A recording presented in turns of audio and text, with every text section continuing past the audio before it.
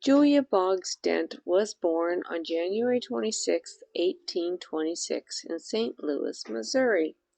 She was born with strabismus, or crossed eyes, and therefore she would only allow photographs to be taken from her profile angle.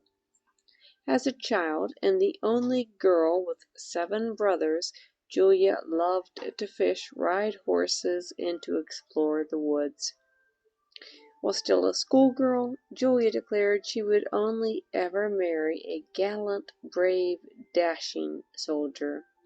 Her brother Frederick invited his former West Point roommate home to visit.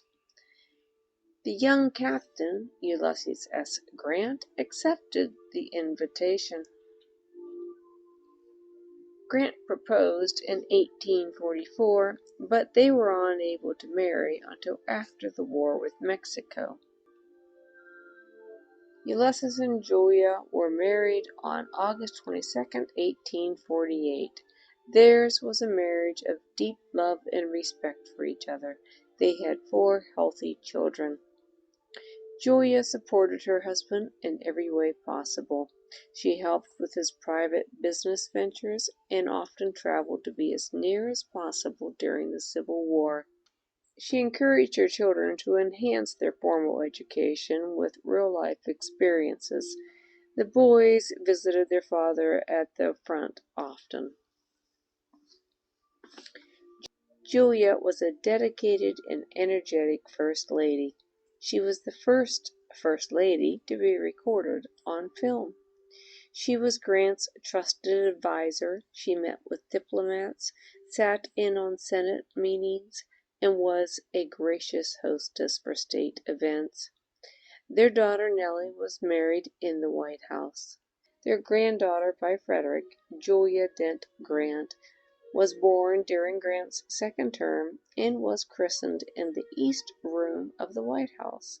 Later, she became a Russian princess. While Grant declared that one of the happiest days of his life was when he left the presidency, Julia was sad to leave it all behind and recalled those days as some of the happiest of her life.